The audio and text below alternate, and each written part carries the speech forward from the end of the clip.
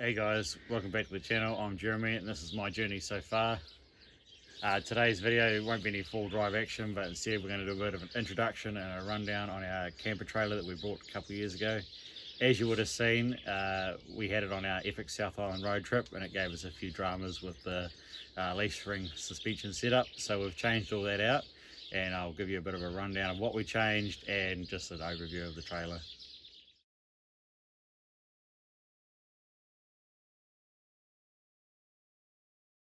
This off-road trailer we purchased a couple of years back and we've finally taken it out on the trip. As you would have seen, it was on the South Island road trip video series. Yeah. So when we first bought this trailer, it didn't have the top or any other camping gear on it, so we finished off the top section and fitted a rooftop tent along with an awning. We've since changed out just our normal awning to this 270-degree wraparound one, which has increased our covered area great.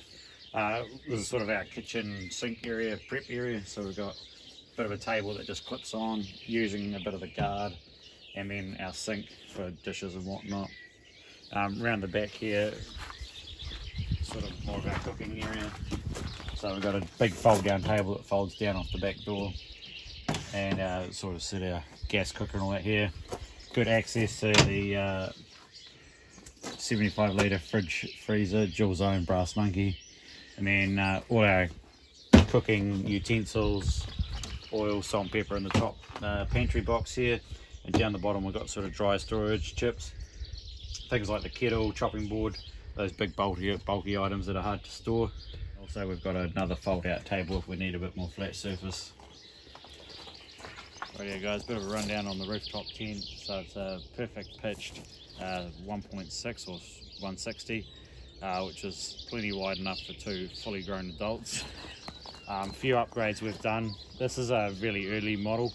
Yeah, so a few upgrades we've done. We've added extra padding under the mattress, and also because my princess loves a good sleep, we've also added a blow up foam mattress on top of the original one as well for that extra comfort. Yeah, biggest game changer in that recently has been the addition of a diesel heater. Yeah, as all tent dwellers in New Zealand know, that condensation's a bit of an issue, and you need the airflow to keep the condensation out. But when it's snowing outside or raining or any New Zealand weather that's not summer and sunny, having the window down for ventilation is not good. So yeah, with the diesel heater in there, very warm and toasty, and just pumps that warm air and keeps that air circulating throughout the night too. Rightio, so she's a bit quick and dirty, hodgepodge of bits and pieces, done on the cheap, last minute sort of thing, but nothing more permanent than a temporary solution that works. So just a cheap Mitre 10 bucket, diesel heater off Trade Me for like 250 bucks I think it was, and then yeah, bit of cobbling there with some tape in that, and it's plumbed up through the bottom of the tent with this ducting. And then the diesel tank's mounted in here, and it just runs off the 12 volt system that's in the trailer. So in the front compartment here we've got the 12 volt system. It's pretty basic really. Just a simple, I think it's like a 40 watt solar panel. Doesn't do much other than when the trailer's parked up at home and when we're not camping. Keeps the batteries topped up and in good health. But yeah, in here we've just got two AGM batteries, and then a couple of cigarette sockets, fuse block and a voltmeter, and as you can see there's the diesel tank for the diesel heater.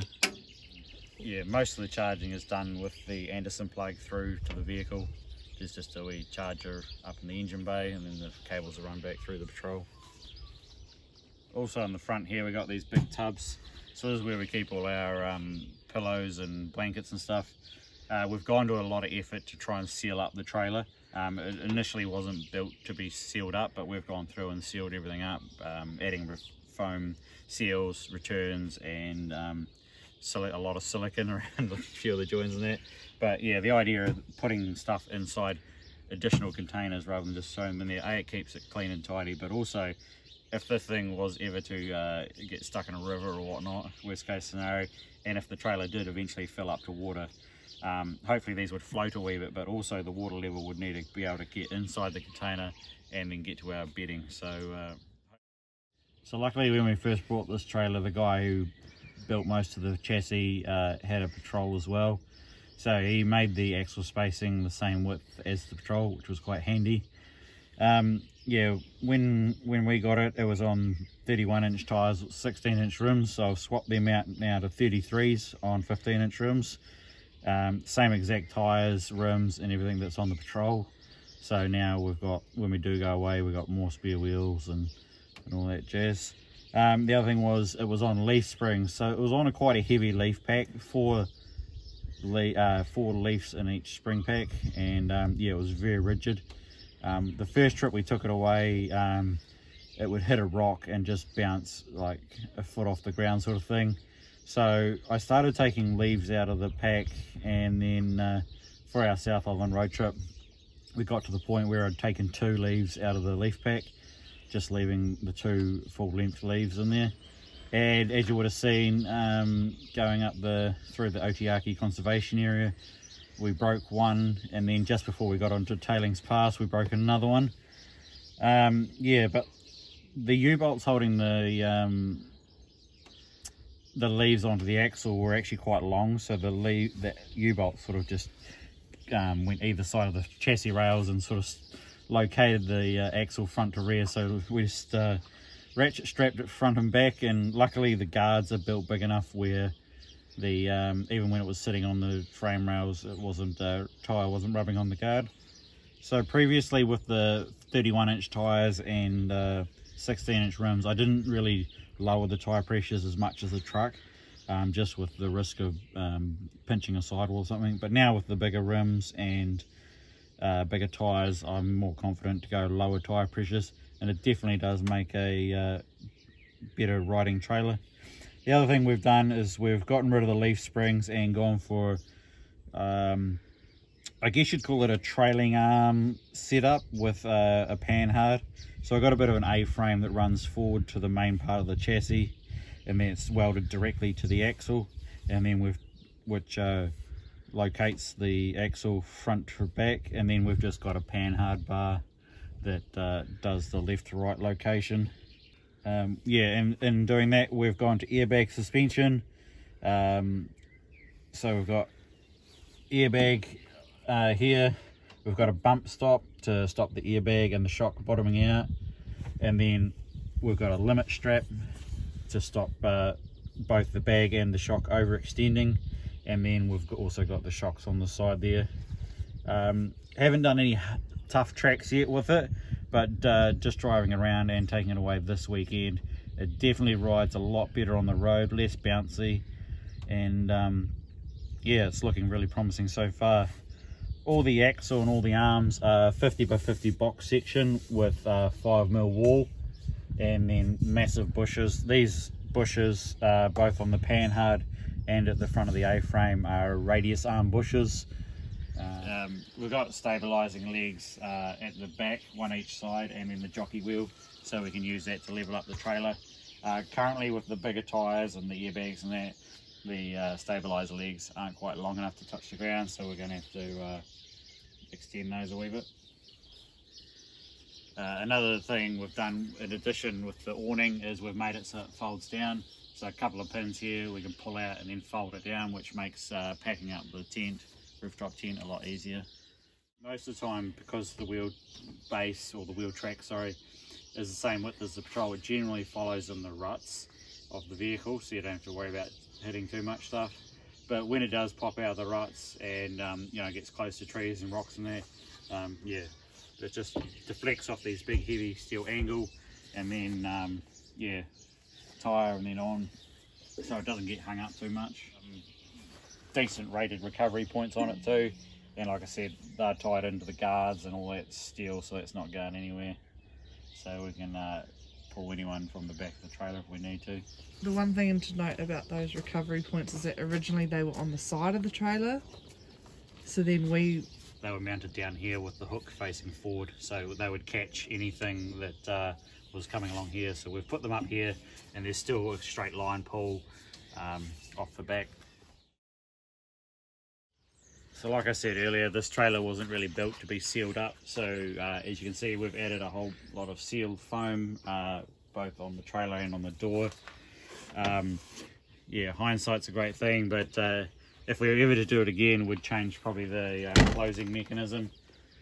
This style of latch is okay for a garden trailer or whatnot, but when you're trying to get something to seal, trying to push this closed and get it up tight is a bit tricky. So in order to get everything nice and tight, we've got a special tool, and it's a case of pushing it in here, wedging that in, and then getting that to lock tight, and then same down the bottom. And then obviously to undo it, same again, put it in, unlatch it, and it pops open.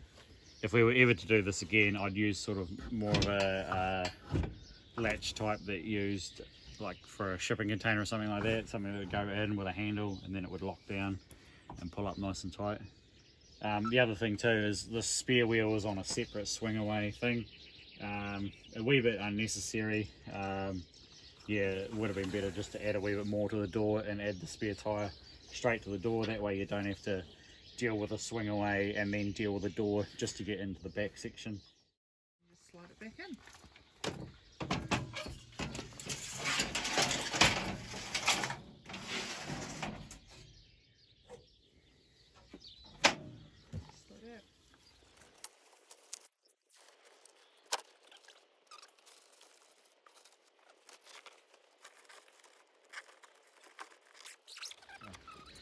Alright guys, as I mentioned earlier, pop a couple of pins out, and then this folds down to make it easier to set up and pack up the tent. Also, if we're on the tough tracks, might be worth folding it down so that we don't take out any trees or anything like that. Another future upgrade we're looking at doing is adding a hot water system and a shower tent, so we can have a shower when we're on the road, especially on those 2-week long trips. No one wants to be that guy that hasn't had a shower for 10 days, so yeah. There you go. So we've also got, when we're doing the real tough tracks, we've got the off-road coupling. So we just unbolt the drawer coupling there and put this one on in its place, and it's got a 360 degrees there and a fair bit of movement there, and this end just bolts in through the tow ball on the Patrol. Rightio, so we're just packing up. So the diesel heater tucks in nicely here, again secured with the old bungee strap, stop it bouncing too much. Pillows, sleeping bags are in the black containers like I said earlier, and kitchen sink's just sitting up there. So yeah, Tetris. So the reason we got the trailer is we did have the rooftop tent on the top of the Patrol, and Jeremy was doing some tough tracks around Reefton area and fell asleep and took off the rooftop tent using trees, and made a pretty good mess of the roof and the gutters and all the rest of it. So and it was obviously costing me a fair bit of fuel economy. So yeah, we sort of this came up and we jumped on it. Another reason we went with the trailer option is once we had all our camping gear loaded up in the Patrol, even after adding airbag helpers to the coil springs in the rear, we were still bumping and rubbing the guards pretty hard. And with the chili bin and all our camping gear and the dog in the back, it was getting pretty cramped because, as you can see, it's only it's a short wheelbase. So yeah, space was pretty tight. So another reason for getting the trailer is 90% of the stuff that's in the trailer and we take away camping is already packed and ready to go, so we don't forget anything. So basically we just have to add our pillows from the house and we're off. There you go, so that's a bit of an overview of the trailer. She's not perfect, but it doesn't have to be. All it is about getting off-road and enjoying the environment. Yeah, if we did it again, things would be done a wee bit differently, but it is what it is.